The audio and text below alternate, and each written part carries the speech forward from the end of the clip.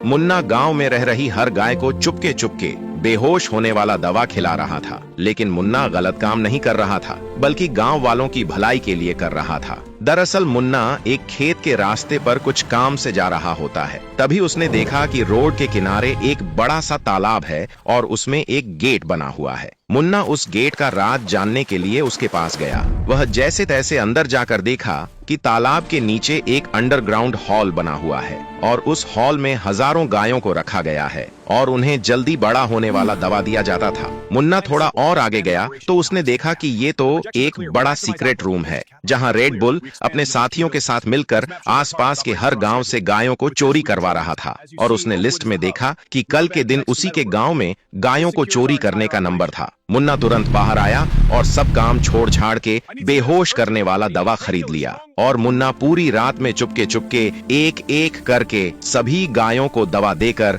बेहोश कर दिया। अगले दिन जब चोर गांव में पहुंचे तो सभी बेहोश गायों को देखकर हैरान रह गए और सोचे, यहाँ की सारी गायें तो निपट चुकी हैं, चलो वापस चलते हैं। गांव वाले सुबह को जब देखा कि सारी गायें बेहोश पड़ी हैं और पूरा गांव में हंगामा हो गया, तभी मुन्ना ने आकर बोला, आप लोग फिक्र मत करो, सभी गायों को मैंने ही बेहोश किया है। मुन्ना गांव वालों को सारी बात बताया। उसके बाद गांव वालों ने थोड़ा सुकून की सांस ली। दरअसल ये बेहोशी की दवा सिर्फ 12 घंटे का था, लेकिन 24 घंटे से ज्यादा हो गए और एक भी गाय अभी तक नहीं उठी। और गांव वाले फिर से एक बार गुस्सा हो गए। गुस्से में आकर गांव वालों ने मुन्ना का घर तोड़ दिया और मुन्ना को गांव से भगा दिए। मुन्ना के पास अब कोई घर नहीं था और ना ही घर बनाने के लिए कोई पैसा था और अपना पेट भरने के लिए कचरे के ढेर में से कुछ रोटियां चुन चुन कर खाता था। रेड बुल ने मुन्ना को कचरे में देखकर बहुत मजाक उड़ाया, क्योंकि मुन्ना उसका असली दुश्मन था। 36 घंटा हो गया और गांव की सारी गायें फिर से ठीक हो गईं और उनकी तबीयत बिल्कुल ठीक था। गांव वालों को बहुत पछतावा हुआ,